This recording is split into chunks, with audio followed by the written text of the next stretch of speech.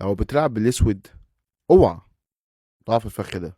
الفخ ده كسبني ماتشات اكتر من اي افتتاح تاني. النهارده هنتكلم عن اجمل فخ ممكن تكسب بيه اي حد حتى لو كان تصنيفه عالي. الدور بيبتدي الابيض بيلعب اي 4، الاسود بيكمل بكل بساطه باي 5، وهنا الابيض بيلعب اف 4 وده اسمه بجنبيه الملك. هنا بكل بساطه الابيض بيضحي ببيضه مقابل ان هو ينتشر بالقطع بتاعته، فهنا الاسود بيكمل بيضه في بيضه كده. دلوقتي الاسود معاه بيضه زياده، وهنا الابيض لعب نقله خبيثه بيشوف في السي 4، بينتشر بالفيل بتاعه، وهنا ساب كيش جامده قوي للوزير دي، وده اول نقله فخ. هنا الابيض سابها له، كشف الوزير بكل بساطه، بيشوف الملك كينج اف 1، بيشوف سي 5، دلوقتي بيهدد بكش مات. فهنا الابيض كمل بدي 4، بيقطع السكه على الفيل وعلى الوزير، رجع الفيل بيشوف في البي 6، وهنا الابيض كمل بنايت اف 3. دلوقتي عايز الوزير، خلي بالك ان الابيض انتشر بنقلتين على الاسود. هنا كمل لعب نقله وحشه جدا ولعب كوين جي 4، وده اول نقله غلط عملها الاسود وهيدفع ثمنها غالي.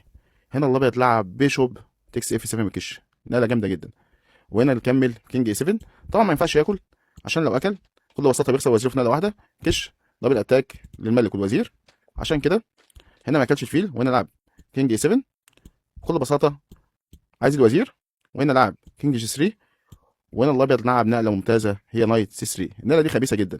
ليه خبيثه جدا؟ لانه بيسيب له الفيل للمره الثانيه ببلاش. فهنا اكل الفيل بكل بساطه، وهنا الابيض لعب نايت في 2 عايز الوزير. دلوقتي الوزير مش اي مكان غير مربع جي 6، وعشان كده بيخسر الوزير بتاعه كش بالحصان ليه 5. كش ملك في نفس الوقت عايز الوزير كينج 8، وهنا اخد الوزير، وهنا الابيض كسب الدور. لو عجبك الفخ ده ما تنساش تعمل لايك وتعمل متابعه.